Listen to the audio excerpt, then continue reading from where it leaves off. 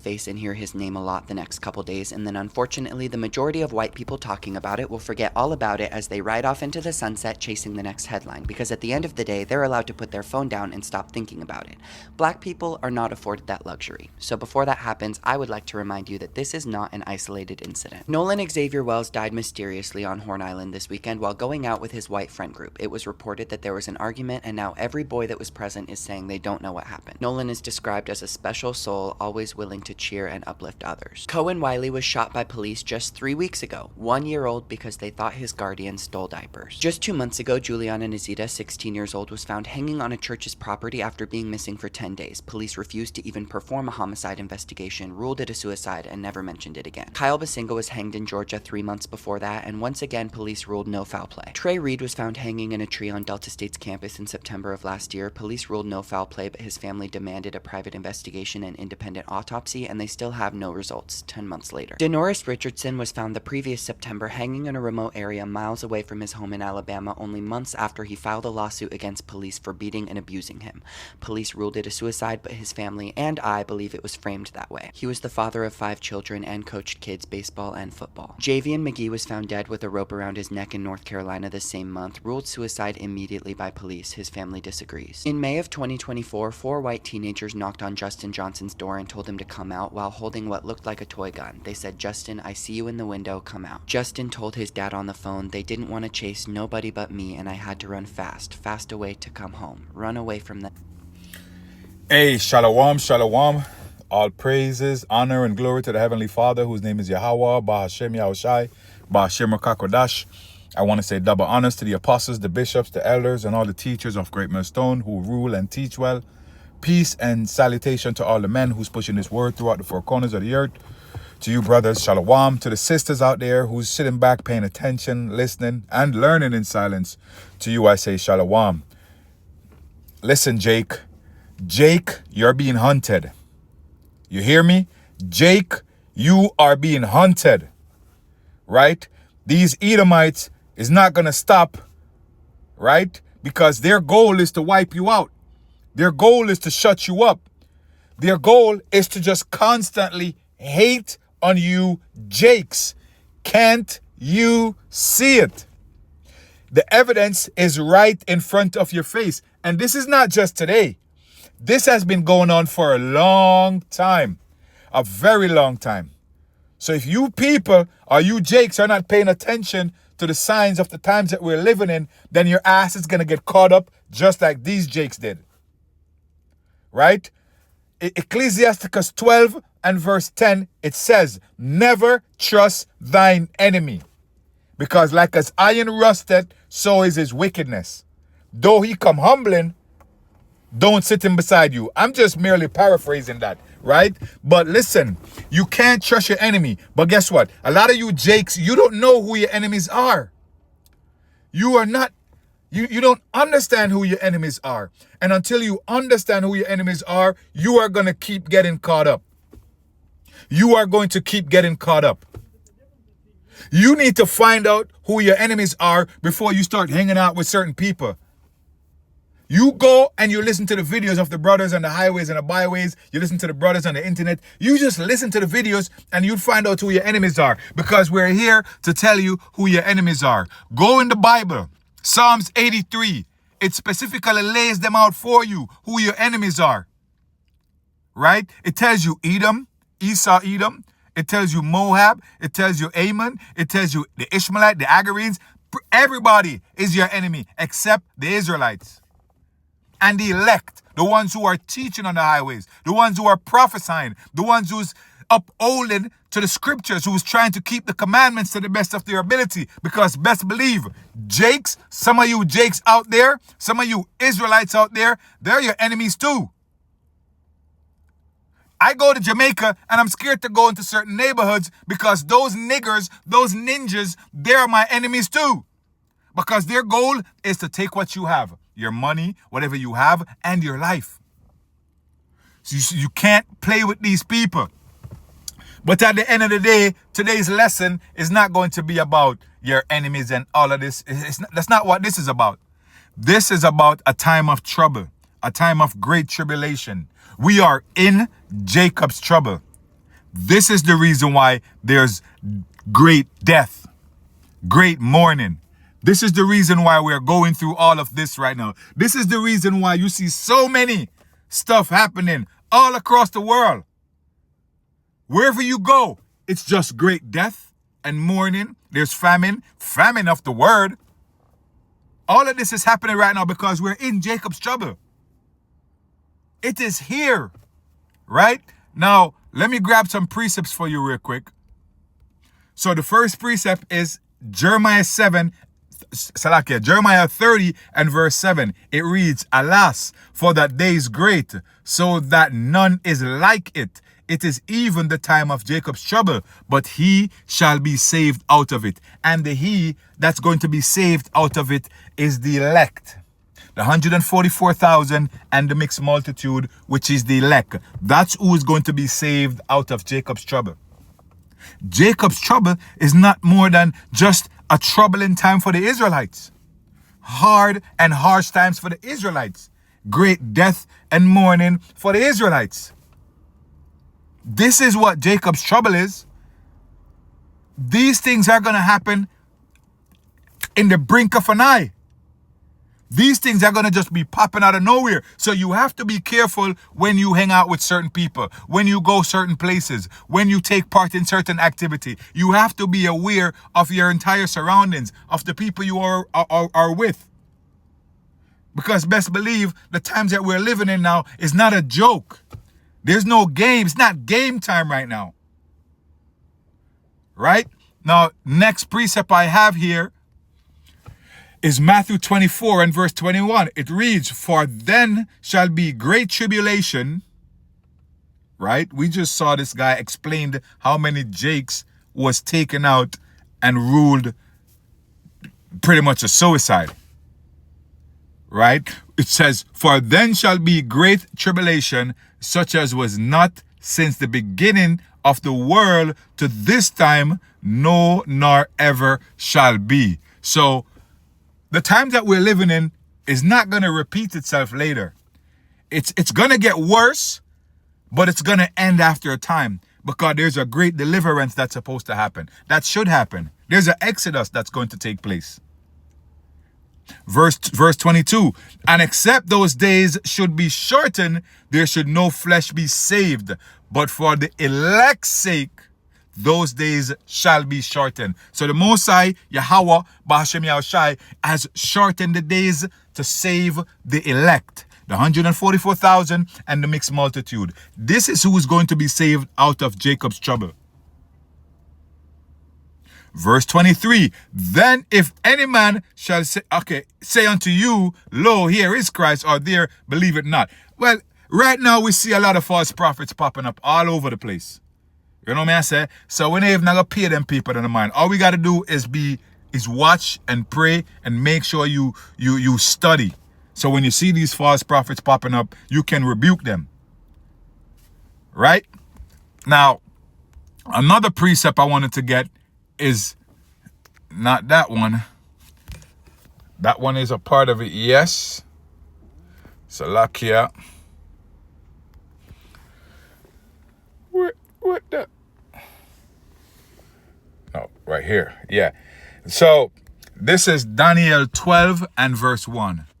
And at that time shall Michael stand up, that great prince, which standeth for the children of thy people, and there shall be a time of trouble, such as never was since there was a nation, even to that same time. And at that time thy people shall be delivered, everyone that shall be found written in the book. And who is written in the book? The only ones who are written in the books are the elect. The elect from the children of Israel. The 144,000 and the mixed multitude. I have to put emphasis on that so you people know. Okay? Verse 2. And many of them that sleep in the dust of the earth shall wake. So a lot of people who is confused, that's what it means to be in the dust. You're confused. And it's also speaking about the dead too, right? And many of them that sleep in the dust of the earth shall awake, some to everlasting life and some to shame and everlasting contempt. right? So we know that a lot of people are confused right now with this gospel, with this ministry, because they can't understand that, they can't fathom the fact that the Most High is only going to deliver the elect. They can't understand why their white friends are not going to be delivered. Their white Edomite friends is not going to be delivered. They can't understand that. Right? And a lot of you people are going to wake up, and a lot of you people are going to call on Yahweh Shem Yashai, but a lot of you people are going to wake up, understand, and still fall into everlasting contempt and shame. Why? Because you fail to get it. You fail to understand what's really happening here. Right? Verse 3, and they that be wise shall shine as the brightness of the firmament. What's going on right now? When you look at, there's TikTok pages for days with people going up against the Israelites, bucking up against the men of the Lord. Why is that? There's a reason this is happening, because back in the day, ain't nobody used to go up against no Christians. Ain't nobody was going up against the Christians back in the day. Why? Because they weren't teaching the truth. They weren't teaching the true doctrine. But now the true doctrine is being taught by who? By the wise men. They're shining, so everybody's seeing them. Everybody all over the world is speaking about the Israelites. Right? And it can continue here, and it says, and they that turn many to righteousness as the stars forever and ever. Let me go to Daniel 12:4. But thou, O Daniel, shut up the words and seal the book even to the time of the end. Many shall run to and fro, and knowledge shall be increased. So as we speak today, the book was closed. The book was closed because this truth was non-existent until 1969 when Abba Vivens came on the scene. That's when the truth started coming out about the Holy Scriptures, about the Bible. That's when the hate started. Because you people now realize that the so-called white man is the devil the Bible speaks about. He is the so-called devil the Bible speaks about. I want to play a video. I have to find it, so just bear with me. Please. Let me go back to this real quick. Go into my history. Here is the difference between... All right, so the one that I'm speaking about, this one. Here we go. You know, as a white man, I don't understand what's so hard for so many white people to understand that it's always been the white man. It was the white man in the Atlantic slave trade. It was the white man who committed genocide to the indigenous people here. It was the white man who killed millions and millions of people in the Holocaust. It was the white man who massacred millions of people in Congo. It was the white man in the frontier wars in Australia who massacred Aboriginous Australians. It was the white man whose government forced the natives to relocate, causing thousands to die on the Trail of Tears. It was the white man in the Philippines who massacred thousands of civilians. What is so hard to accept about that? Because today, it's the white man, the white supremacist, marching around D.C. It's the white man lying about a group of Haitians who hurt no one. They go to work and go home. It's the white man dressed in ICE outfits, murdering immigrants. So the same white man, the same devil who was back then doing the atrocities to the people around the world, it is the same white man that's here again today doing the same shit, but in a different outfit, under a different banner. This is the same white man. So the Bible is telling you that these people will never go anywhere until this place is destroyed. until they're taken out of power. The earth is given into the hands of the wicked. And this is the reason why the wicked can go around the world and continue to do wickedness without no remorse, under the disguise of democracy. This is the reason why they can go around the world and do exactly what they want to do. Because the earth was given to them to rule for a period of time. But I'm here today to tell you that their time is up. Babylon the Great, America, which is Basra, Egypt, Rome all over again, your time is done. Your time has expired. It is over. Let me get another precept here. This is Revelation 6 and verse 8. And it reads, "And I looked, and behold, a pale horse, and his name that sat on him was Death. And hell followed him, and hell followed with him." So let me break that down for you. Again, "And I looked, and behold, a pale horse, and his name that sat on him was Death." What did we start off here with this lesson? A video of what? All the so-called black people who have been lynched, who have been murdered, who have disappeared, who have drowned mysteriously, who have been just going through chaos after chaos after chaos. That's what I showed you in the beginning. And I'm telling you that Jeremiah 30 and 7 is here, which is Jacob's trouble. And this is the reason why you Israelites, you so-called black people, you Negroes, you American blacks, this is the reason why you guys are going through what you're going through, because of Jeremiah 30 and 7. Jacob's trouble. Because of Revelation 6 and 8. A time of great death, a time of mourning. Let me continue here. And it reads, "And power was given unto them over the fourth part of the earth." So all over the world. In the Congo right now, there's great death. In South Africa right now, there's great death. In Jamaica right now, there's great death. In America, great death. Look around the world, all you are seeing is great death. Everywhere. It says, "And power was given unto them over the fourth part of the earth to kill with the sword." A sword is just a killing instrument. Whether it be a knife, a dagger, a gun, whatever you use to kill people, that is considered a sword. And it reads, "And with death, and with the beast of the earth."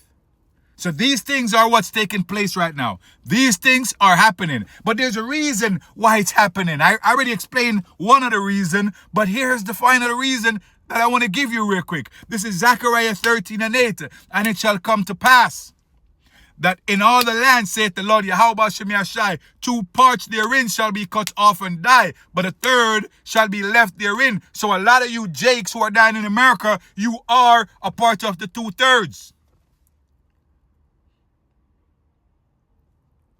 You are a part of prophecy. That you're going to get your ass kicked. That the final destination is now for you. This is what I'm saying. Verse 9, "And I will bring the third part through the fire, and will refine them as silver is refined, and will try them as gold is tried. They shall call on my name, and I will hear them. I will say, it is my people, and they shall say, the Lord Yahweh Shem Yashai is my power." Again, you have to know the name of Yahweh Bahashem Yahweh Shai. How can you call on somebody you know, but you don't know their name? "Oh, you know what? I know you, but I don't know your name." Come on, how does that make sense? If you're going to call on someone to come and deliver you, you have to know their name. Let me read that again. And I will bring the third part through the fire. So the 1/3 is going to go through some difficult times. It's going to go through some trying times. But this is going to make them stronger. This is going to make them more pure. And will refine them as silver is refined. When you put silver in fire, you're taking out all the impurities. So us going through the tribulation and the trials we are going through is Yahweh Shemir Shai getting rid of the impurities out of us. This is the reason why we have to stay in these scriptures. We have to keep occupied in prophecies. Because this is going to make us stronger. This is going to make us clean. This is the real washing of the water, washing of the word to cleanse you. This is the only way you can be cleansed. And it reads, and will try them as gold is tried. They shall call on my name. Again, you shall call on my name. So if you have your power, your God, you have to know his name. The Most High has given us his name, Tawada Yahweh Shemir Shai, for that. So now we have a name to call on. Now we know who our power is. Jesus Christ ain't our power. God ain't our power. Yahuwah, Yahweh, that's not our power. That's not our God. Right? Our Father name is Yahweh. His son's name is Yahweh Shai. And I will hear them. He will hear you once you call on his name. You call the Father Jesus. He not listening to you because that's not his name. Jesus! What? That's not his name. He not going to hear you. And I will hear them. I will say, it is my people. Why is he your people? Now you know his name. Now you know who you're calling to. And they shall say, the Lord Yahweh. There's all caps here. It says, the Lord Yahweh is my power. You can say that now because you know his name. Tawada Yahweh Ba'ashem Yahushai. Right? And that's it, man. With that, I want to give all praise, honor, and glory to the Heavenly Father, whose name is Yahweh Ba'ashem Yahushai Ba'ashem Kakadas. Shalom, shalom.